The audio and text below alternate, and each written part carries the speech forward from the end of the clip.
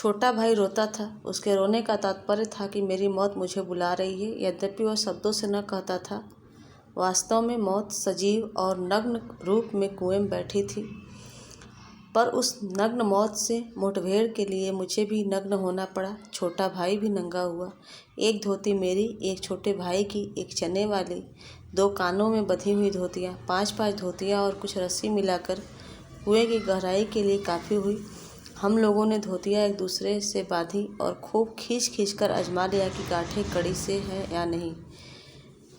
अपनी ओर से कोई धोखे का काम नहीं रखा। धोती के एक सिरे पर डंडा बांधा और कुएं में डाल दिया। दूसरे सिरे को डेग के चारों ओर एक एक चक्कर देकर और एक गांठ लगाकर छोटे भाई को दे दिया। छोटा भाई केवल 8 वर्ष का था, इसलिए धोती को डेग से कड़ी करके बांध दिया और तब उसे खूब मजबूती से पकड़ने के लिए कहा। मैं कुएं में धोती के सहारे घुसने लगा। छोटा भाई फिर रोने लगा। मैंने उसे आश्वासन दिलाया कि मैं कुएं के नीचे पहुंचते ही सांप को मार दूंगा, और मेरा विश्वास भी ऐसा ही था। कारण यह था कि इसके पहले मैंने अनेक सांप मारे थे, इसलिए कुएं में घुसते समय मुझे सांप का तनिक भी भय न था। उसको मारना मैं बाएं हाथ का खेल समझता था। कुएं के धरातल से जब 4-5 गज रहा होगा तब ध्यान से नीचे को देखा। अकल चकरा गई। सांप फन फैलाए धरातल से एक हाथ ऊपर उठा हुआ लहरा रहा था। पूंछ के समीप का भाग पृथ्वी पर था। आधा अग्रभाग ऊपर उठा हुआ मेरी प्रतीक्षा कर रहा था। नीचे डंडा बंधा था। मेरे उतरने की गति से जो इधर उधर हिलता था, उसी के कारण शायद मुझे उतरते देख सांप घातक चोट के आसन पर बैठा था। सपेरा जैसे बिन बजाकर सांप को खिलाता है और सांप क्रोधित हो फन फैलाकर खड़ा होता है तथा फुंकार मारकर चोट करता है, ठीक उसी प्रकार सांप तैयार था। उसका प्रतिद्वंदी मैं उससे कुछ ही ऊपर धोती पकड़े लटक रहा था। धोती डेंग से बंधी होने के कारण कुएं के बीचों बीच लटक रही थी और मुझे कुएं के धरातल की परिधि के बीचों बीच उतरना था। इसके माने थे सांप से 1.5-2 फुट गज नहीं की दूरी पर पैर रखना, और इतनी दूरी पर सांप पैर रखते ही चोट करता। स्मरण रहे, कच्चे कुएं का व्यास बहुत कम होता है। नीचे तो वह 1.5 गज से अधिक होता ही नहीं। ऐसी दशा में कुएं में मैं सांप से अधिक 4 फुट की दूरी पर रह सकता था, वह भी उस दशा में जब सांप मुझसे दूर रहने का प्रयत्न करता। पर उतरना तो था कुएं के बीच में, क्योंकि मेरा साधन बीचों बीच लटक रहा था। चिट्ठियाँ कुएं में गिर पड़ी थी और लेखक का छोटा भाई रोने लगा। परिणामतः लेखक को चिट्ठियों के लिए कुएं में उतरने का निश्चय करना पड़ा। कुएं में सर्प था, अर्थात मौत सजीव और नग्न रूप से कुएं में बैठी थी। उससे मुठभेड़ करने के लिए लेखक को अपनी धोती उतार कर नग्न होना पड़ा, क्योंकि कुएं में उतरने के लिए धोती को रस्सी बनाया गया। लेखक को कुएं में उतरते देखकर उसका छोटा भाई फिर भय और आशंका के कारण रोने लगा। लेखक ने उसे आश्वस्त किया कि डरने की आवश्यकता नहीं, मैं नीचे उतरकर डंडे से सांप को मार दूंगा। उसे इसका पूरा विश्वास था, क्योंकि इससे पहले वह लेखक कई सांप मार चुके थे। कच्चे कुएं का व्यास बहुत कम होता है, धरातल पर तो वह 1.5 गज से अधिक होता ही नहीं। ऐसी स्थिति में कुएं में उतरने पर लेखक सांप से अधिक 4 फीट की दूरी पर रह सकता है, और वह भी तब जब सांप उससे दूर रहने का प्रयास करता। सांप को मारने का साधन था डंडा, जो धोती से बंधा कुएं के बीचों बीच लटक रहा था।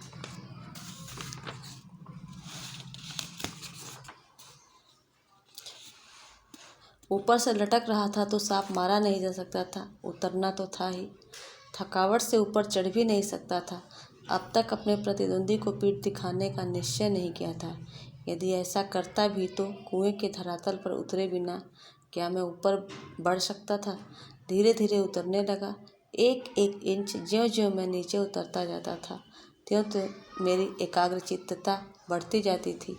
मुझे एक सूझ सूझी। दोनों हाथों से धोती पकड़े हुए मैंने अपने पैर कुएं की बगल में लगा दिए दीवार से पैर लगते ही कुछ मिट्टी नीचे गिरी और सांप ने फूं करके उस पर मुंह मारा। मेरे पैर भी दीवार से हट गए और मेरी टांगें कमर से समकोण बनाती हुई लटकी रही, पर इसे सांप से दूरी और कुएं की परिधि पर उतरने का ढंग मालूम हो गया। तनिक झूलकर मैंने अपने पैर कुएं की बगल से सटाए और कुछ धक्के के साथ अपने प्रतिद्वंदी के सम्मुख कुएं की दूसरी ओर 1.5 गज पर कुएं के धरातल पर खड़ा हो गया। आंखें चार हुई। शायद एक दूसरे ने पहचाना। सांप को चक्षुश्रवा कहते हैं। मैं स्वयं चक्षुश्रवा हो रहा था।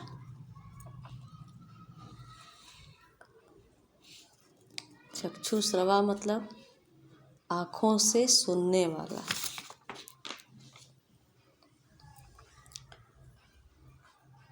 अन्य इंद्रियों ने मानो सहानुभूति से अपनी शक्ति आँखों को दे दी हो। सांप के फन की ओर मेरी आंखें लगी हुई थीं कि वह कब किस ओर को आक्रमण करता है। सांप ने मोहिनी सी डाल दी थी। शायद वह मेरे आक्रमण की प्रतीक्षा में था, पर जिस विचार और आशा को लेकर मैंने कुएं में घुसने की ठानी थी वह तो आकाश कुसुम था। आकाश कुसुम का मतलब जो संभव न हो। मनुष्य का अनुमान और भावी योजनाएं कभी कभी कितनी मिथ्या और उल्टी निकलती है। मुझे सांप का साक्षात होते ही अपनी योजना और आशा की असंभवता के लिए काफ़ी स्थान चाहिए,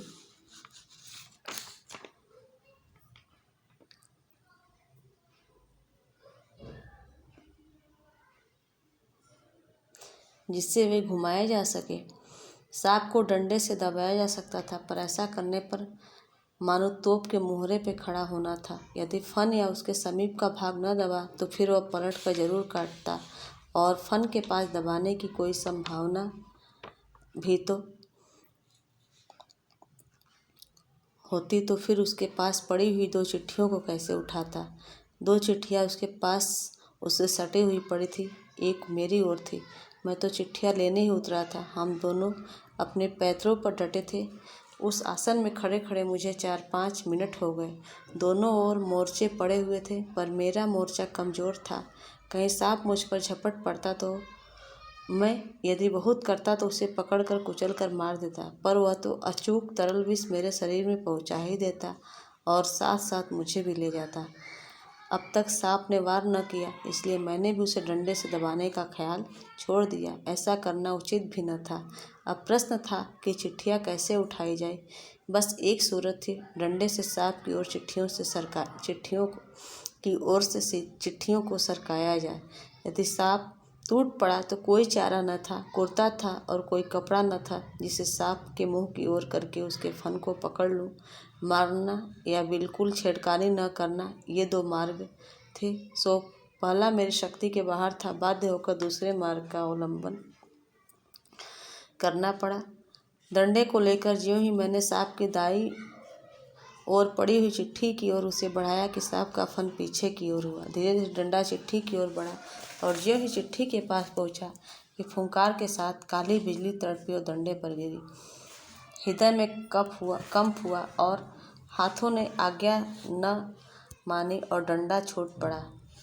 मैं तो न मालूम कितना ऊपर उछल गया, जानबूझकर नहीं, यूं ही बिदक कर उछल कर जो खड़ा हुआ तो देखा डंडे के सिरे पर 3-4 स्थानों पर पीप सा कुछ लगा हुआ था। वह विष था। सांप ने मानो अपनी शक्ति का सर्टिफिकेट सामने रख दिया था, पर मैं तो उसकी योग्यता का पहले से ही कायल था। उस सर्टिफिकेट की जरूरत न थी। सांप ने लगातार फूं फूं करके डंडे पर 3-4 चोटें की। वह डंडा पहली बार इस भांति अपमानित हुआ था, या शायद वह सांप का उपहास कर रहा था। इधर ऊपर फूं फूं और मेरे उछलने और फिर वही धमाके से खड़े होने से छोटे भाई ने समझा कि मेरा कार्य समाप्त हो गया और बंधुत्व का नाता फूं फूं और धमाके से टूट गया। उसने ख्याल किया कि सांप के काटने समय गिर गया। मेरे कष्ट और विरह के ख्याल से उसके कोमल हृदय को धक्का लगा। भातृ स्नेह के ताने बाने को चोट लगी। उसकी चीख निकल पड़ी।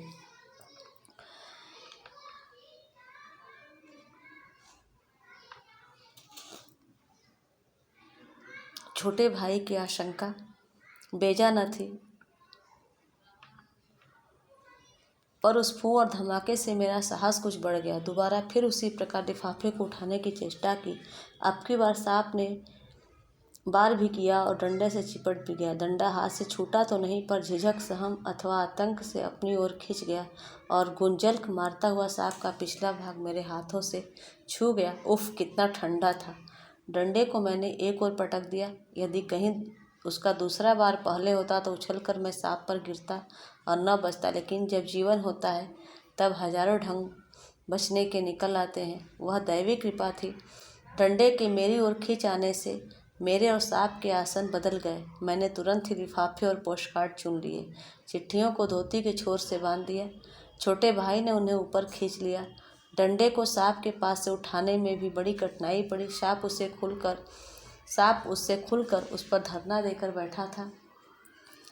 जीत तो मेरी हो चुकी थी, पर अपना निशान गवा चुका था। आगे हाथ बढ़ाता तो सांप हाथ पर वार करता, इसलिए कुएं की बगल से एक मुट्ठी मिट्टी लेकर मैंने उसके दाईं ओर फेंकी को उस पर झपटा और मैंने दूसरे हाथ से उसके बाईं ओर से डंडा खींच लिया।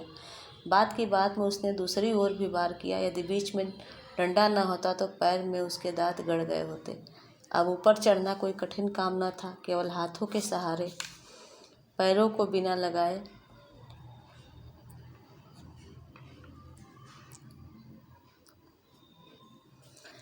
कहीं 36 फुट ऊपर चढ़ना मुझसे नहीं हो सकता। 15-20 फुट बिना पैरों के सहारे केवल हाथों के बल चढ़ने की हिम्मत रखता हूँ। कम ही, अधिक नहीं, पर उस 11 वर्ष की अवस्था में मैं 36 फुट चढ़ा। बाहें भर गई, छाती फूल गई, धौंकने चल रही थी, पर एक एक इंच सरक कर अपनी भुजाओं के बल में ऊपर चढ़ाया। यदि हाथ छूट जाते क्या होता, इनका अनुमान कठिन था। ऊपर आकर बेहाल होकर थोड़ी देर तक पड़ा रहा। देह को झाड़ झूर कर धोती कुर्ता पहना। फिर किशनपुर के लड़के को, जिसने ऊपर चढ़ने की चेष्टा को देखा था, ताकीद करके कि वह कुएं वाली घटना किसी को न कहे। हम लोग आगे बढ़े। सन 1914 ईस्वी में मैट्रिकुलेशन पास करने के उपरांत यह घटना मैंने माँ को सुनाई। सजल नेत्रों से माँ ने मुझे गोद में ऐसे बैठा लिया जैसे चिड़िया अपने बच्चों को डैने के नीचे छिपा लेती है। कितने अच्छे थे वे दिन। उस समय राइफल न थी, डंडा था और डंडे का शिकार, कम से कम उस सांप का शिकार, राइफल के शिकार से कम रोचक और भयानक न था।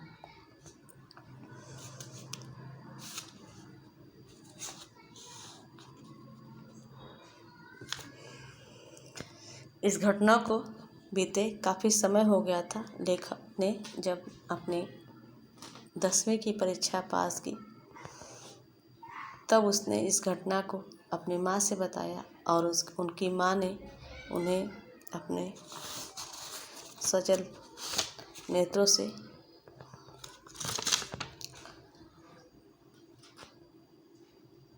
गोद में बिठा ली, जैसे कि चिड़िया जो है अपने बच्चे को सुरक्षा के लिए अपने डरने के पंखों के नीचे छुपा लेती थी।